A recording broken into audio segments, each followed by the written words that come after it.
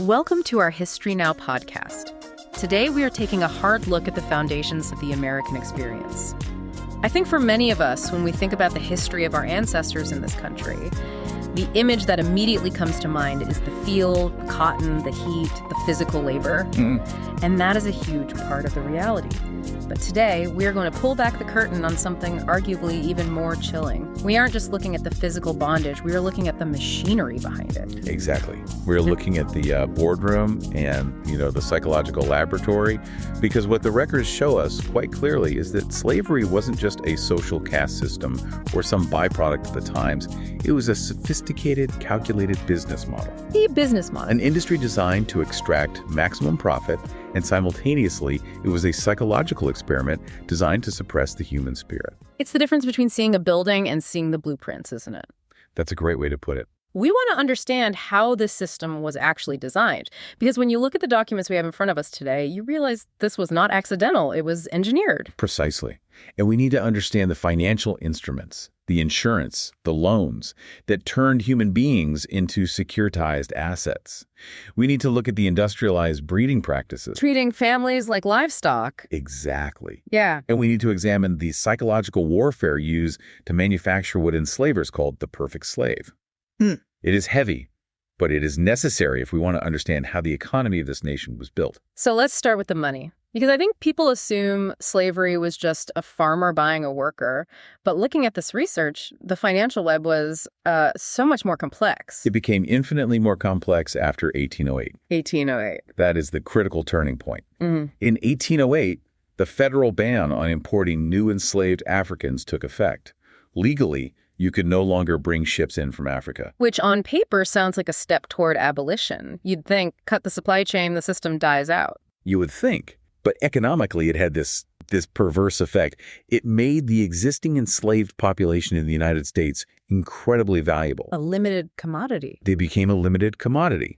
Supply was cut off, but demand, especially with the cotton boom, was skyrocketing. So the value of a human being just shot up. Okay. And when you have an asset that is worth hundreds, sometimes thousands of dollars, what is the first thing a business owner does? They protect it. They insure it. I was reading through these notes on the insurance policies, and it honestly turned my stomach. We aren't talking about health insurance for the person's benefit. No. We're talking about property insurance. Exactly. And this is where we see the rise of the slave insurance industry. Enslavers began insuring human beings in the exact same way they insured ships, warehouses, or livestock. Wow. If an enslaved person died or was injured and couldn't work, the owner received a cash payout. That is just, it's so cold. It reduces a life to a line item. And from what I gathered, this wasn't just a few wealthy plantation owners doing this, right? This was widespread. Well, it was standard practice. Yeah. Especially in dangerous industries. You have to remember, our ancestors weren't just on farms. Right. They were building the infrastructure of America.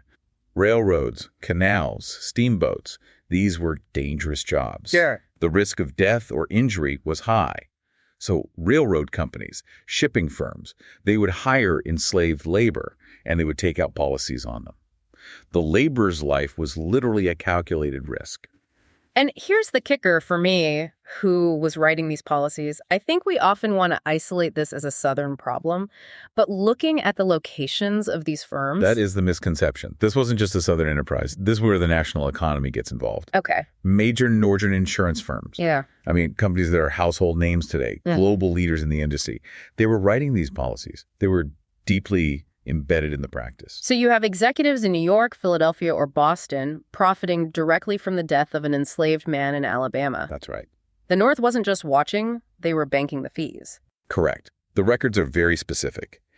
These policies listed people by name, by age, and assigned a dollar value anywhere from $200 to $1,000, depending on their skills. $1,000. A skilled blacksmith or carpenter was worth more to the insurer than a field hand. These documents turned fathers and mothers into financial ledger entries. And it didn't stop at insurance. No. This valuation of human life was the bedrock of the banking system. You mean the loans? This part really explains how the generational wealth gap started, doesn't it? It does. This is the credit economy of the South. If a plantation owner wanted to expand, buy more land, buy equipment, he needed a loan. What did he have for collateral? The people. His most valuable asset was his property, the people he enslaved. Banks lent millions of dollars based on the value of human beings. And if the owner defaulted on the loan, if he couldn't pay the bank back, Then the bank took the people. just repossessed them. They were repossessed like a piece of furniture or a carriage. It shows you how deeply integrated the humanity of Black people was into the financial stability of the entire nation. It really emphasizes that the entire financial structure, North and South, was greased by this value. It wasn't separate. It was the engine. This is entirely integrated. Yeah. And this economic pressure, this need to maintain and increase the value of this inventory after the 1808 ban, well, it leads us directly to one of the darker chapters of this history. The manufacturing of that inventory, Yeah. you're talking about how they increased the population without imports. The breeding, this is the part that is hardest to talk about, but we have to go there. We do. When the ships stopped coming, the plantation owners turned to what can only be described as industrialized breeding. Industrialize. They needed more bodies for the cotton fields, and they decided to produce them systematically. This is where that term stockman comes in, right? I saw that in the notes. That's right. The stockman trade. It's a term borrowed directly from animal husbandry. Plantation owners would select large, physically strong men specifically for the purpose of breeding. My gosh. These men were often rented out to other plantations, much like a prize stud horse would be, to impregnate enslaved women. It's hard to even vocalize that. It's the ultimate removal of agency. You're not a father. You're a biological tool. You're not a husband. You're an instrument of production. And the selection process was rigorous. They conducted physical assessments, checking muscle mass, height, health, to ensure superior offspring. The goal was to breed a stronger workforce. It was eugenics. It was eugenics before the term existed. I read about a specific man named Luke Blackshear in the records. They called him the giant breeder or the stock Negro in Alabama. The accounts say he fathered 56 children, and he was treated essentially like a prize animal. That is a prime example. He was fed better, treated better as long as he produced. And it wasn't just the men who were commodified in this way. The women were trapped in this cycle of forced reproduction. Right. Frederick Douglass gave a harrowing testimony about this. The story about Caroline. Yes. Carolyn was purchased by a man named Edward Covey. Now, Covey was not a wealthy man. He wanted to build his wealth. So he bought Caroline specifically as a breeder. That was her designation. And Douglas says Covey hired a man to ensure she got pregnant? Yes. Covey hired a man named Bill Smith. And Douglas recounts that Covey would lock Bill Smith and Caroline in a room together every single night. The intent was forced pregnancy. And it worked. It resulted in twins. To Covey, that wasn't a family growing, it was his assets doubling. He viewed it strictly as a return on investment. There are also accounts from a man named James Robinson who described women being housed in separate buildings solely for this purpose, just isolated until they produced children. It's industrial. It was systematic. But, this is important, we also see the human spirit resisting this. It wasn't passive. How? I mean, if they were locked in rooms, how could they fight back? Through secret knowledge. Yeah. Historical accounts tell us that women used cotton roots and other herbal remedies as contraceptives. They tried to prevent the very thing the master wanted. It was a dangerous act of rebellion. I can only imagine the consequences if they were caught doing that. The punishments were brutal whipping, salting the wounds, branding. But they did it anyway. They tried to reclaim ownership of their own wombs. That is a level of courage that is just hard to comprehend. It is. That resistance is so powerful because it was invisible to the enslaver until it worked. But eventually, those children were born. And that brings us to the inevitable conclusion of this business model. You breed the asset, you insure the asset, and then if you need cash, you sell the asset. And that transaction happened every day. But there's one event that stands out in history because of its sheer scale. It's known as the Weeping Time. This was the largest single slave auction in U.S. history, wasn't it? It was March of 1859, just 2 years before the Civil War began. It happened in Savannah, Georgia. And the reason for it wasn't even about the plantation failing, really. It wasn't crop failure. Right. It was about gambling. Correct. Pierce M. Butler. He was one of the wealthiest plantation owners in the South, huge estates on the Georgia coast, but he had a massive gambling problem and had accrued significant debts. So to pay for his bad bets, he decided to liquidate his assets. He put 436 human beings up for sale. 436 people. Men, women, and children. And the setting for this always chills me. It wasn't in a town square. It was at a racetrack. The Ten Brook Racetrack. And because there were so many people, they were housed in the horse stalls for days before the sale, sleeping on the floor where animals usually slept. And the advertisements, I've seen the text.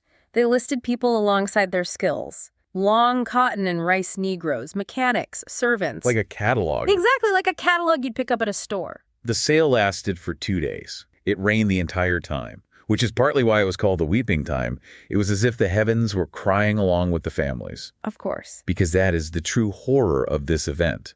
It wasn't just the sale, it was the separation. Families were ripped apart. That's the part that hurts the most to read. They were. Buyers didn't buy families, they bought hands. A mother might go to a buyer from Alabama, her son to a buyer from South Carolina. The screaming and the crying were reportedly deafening. It drowned out the rain. There was one bid that stood out in the records, the highest bid of the auction. Yes. The highest single bid was $6,180. Wow. It was for a mother and her 5 grown children. That is roughly $10 million in today's value, if you look at the economic power. A mother and 5 children, sold as a unit, not out of kindness, but because they were a valuable package. Exactly. In total, Pierce Butler made over $300,000 in 2 days. Over $300,000. He paid off his gambling debts. Yeah. He went back to his life of luxury in Philadelphia, and 429 people were scattered to the winds, their lineage broken. That is the economic machinery. Cold, efficient, profitable. But to make that machinery work, you couldn't just have physical control. You needed psychological control. Right. You cannot hold millions of people in bondage with chains alone. You have to chain the mind. This brings us to the research of historian Kenneth Stamp. He wrote about the perfect slave. This wasn't just about making people work, it was about breaking them down, wasn't it? Stamp's analysis in his work, The Peculiar Institution, is vital here. He argues that enslavers deliberately sought to manufacture a specific psychological state in the enslaved. Total submission, specific dependence, and deep fear. It was a form of psychological warfare. It was. Let's break down the methods, because this was systematic. The first one is obvious, fear and violence. But it wasn't just random violence. No, it was calculated. The lash was the language of authority, but it went deeper than just pain. They used a practice known as buck breaking. I've heard of this. This involved publicly humiliating and often sexually assaulting strong, defiant men in front of the rest of the enslaved community. The goal was to show that even the strongest among them could be broken, to kill hope. Exactly. If the strongest man can be reduced to a weeping, broken figure, what hope do you have? It paralyzed the will to resist. Then there was the method of dependency, treating adults like children. Infantilization. You see this in the language calling grown men boys. But it was also structural. They restricted food and clothing so that the enslaved person felt entirely dependent on the master for basic survival. Right. It created a psychological loop where the oppressor is also seen as the provider. I feed you, therefore I own you. And to keep them in that state, you have to keep them from learning. We know about the laws against reading and writing. Intellectual deprivation. Knowledge is power. Sure is. And if you can read abolitionist pamphlets, you can read maps, you can forge passes. So ignorance was enforced by law. It was a way to trap the mind in the immediate present. They also used religion. I think this is one of the most insidious parts, taking the Bible and twisting it to serve the system. It was a very specific curation of Christianity. They didn't preach the story of Exodus, the story of God freeing the enslaved. Of course. They preached Ephesians 6.5. Slaves, obey your earthly masters. They framed submission not just as a legal duty, but as a divine duty. So if you ran away, you weren't just breaking the law. You're sinning against God.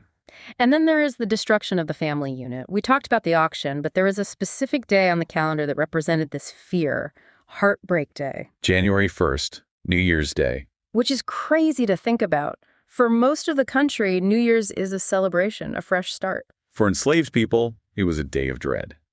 January 1st was the day debts were settled. It was the day rental contracts for labor expired. It was the day the hiring and selling happened. So while white America was celebrating the new year, Black America was waiting to see if their wife or child would be sold off to settle a ledger.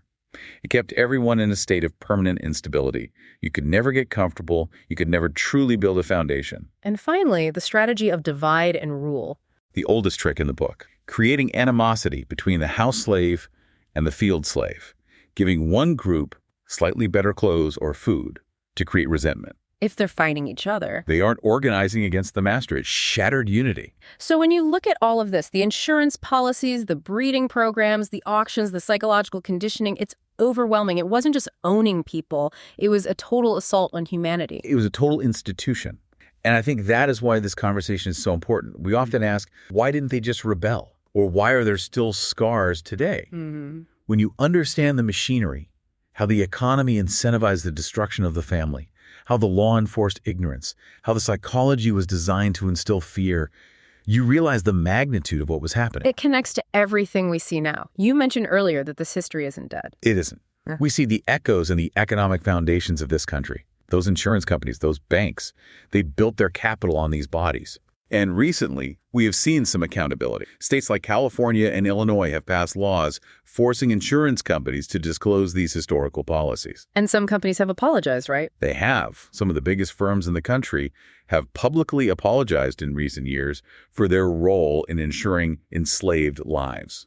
It's a start, acknowledging that the corporate ladder has rungs made of this history. But an apology, it doesn't erase the generational economic gap that was created when one group was the asset and the other group was the owner. Not at all. And despite all of this, despite the machinery designed to crush them, they survived. They survived. That is the final, most important takeaway. The machinery is designed to make them into perfect slaves, into unthinking property.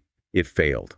The community survived. The culture survived. They found ways. They found ways to love, to marry, to learn to read in secret, to sabotage the machinery. That resilience is the part that always gets me. The system was perfect, but the people were stronger. Exactly.